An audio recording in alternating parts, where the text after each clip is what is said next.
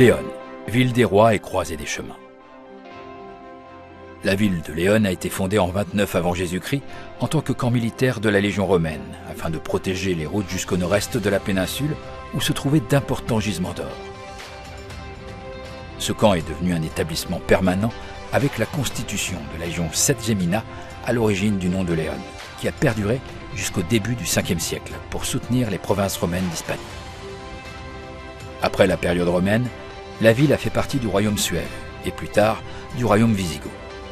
Au début du 7e siècle, Léon a été conquise par les musulmans, puis récupérée en 754 par le roi Alphonse Ier des Asturies. En 910, le roi Ordonio II en fait la capitale du royaume de Léon et prend part activement à la reconquête face aux musulmans. Il est devenu l'un des royaumes fondamentaux dans la constitution du futur royaume d'Espagne.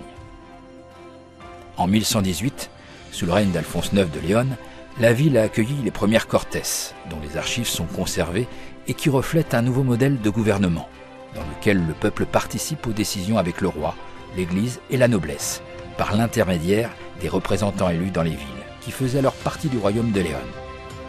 Léon, Astorga, Avilés, Ciudad Rodrigo, Oviedo, Salamanque, Toro et Zamora.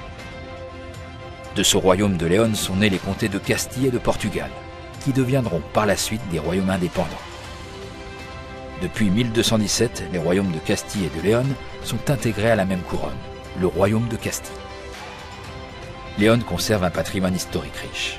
Ses origines remontent à la muraille romaine qui a été complétée à l'époque médiévale par les rois Alphonse V de Léon et Alphonse XI de Castille.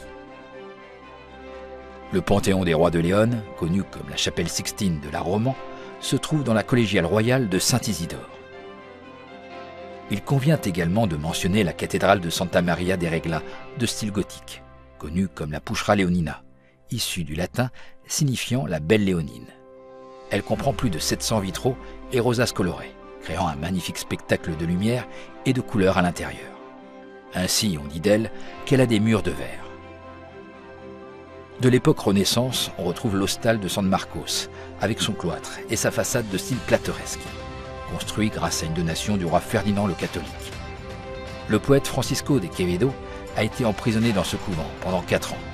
Aujourd'hui, il abrite un parador du tourisme. Plus récemment, on distingue la Casa Botines, un très bel édifice construit à la fin du XIXe siècle, par l'architecte Antonio Gaudí, de style néogothique avec des influences modernistes, ainsi que le Musac, musée d'art contemporain de Castille et Léon du XXIe siècle, dont la façade principale est constituée d'une mosaïque en verre de 40 couleurs, obtenue à partir de la digitalisation de l'un des vitraux de la cathédrale de Léon. Léon est traversé par le chemin de Saint-Jacques-de-Compostelle. Il est également possible de visiter Astorga avec sa cathédrale et son palais épiscopal, œuvre de Gaudí, Ponferrada, capitale du Bierzo, avec son château forteresse des Templiers, mais aussi Villafranca del Bierzo, Molina Seca, Sahagún, Penalbia de Santiago ou Castrillo de Paul Vazares. Si en tant que voyageur, vous êtes attiré par la nature et les paysages, il est indispensable de visiter Las Médulas, la mine d'or à ciel ouvert la plus importante de l'Empire romain, la Sierra de los Ancares, où des coutumes ancestrales comme la palosa ont été préservées en raison de leur isolement, le barrage de Riano avec les fjords de Léon, ou les vallées de la région de Babia, où les rois de Léon se retiraient pour se reposer, ce qui a donné naissance à l'expression « être à Babia ». Afin de découvrir la gastronomie locale, il est conseillé de se rendre au quartier humide, où l'on peut goûter la cecina, viande de bœuf ou de cheval séché, ou la morcilla de Léon, faite uniquement avec du sang de porc et des oignons. On retrouve également des plats typiques tels que le botillo del Bierzo, un ragoût de porc, le cocido maragato, qui se mange à l'envers, d'abord la viande, puis les pois chiches et enfin la soupe, ou les poireaux de Sahagún. Du côté des desserts, on peut citer les mantecados de Astorga et les nicanores de Ojaldre de Bonar. Tout cela est accompagné de vins d'appellation d'origine, El Bierzo et Tierra de Léon.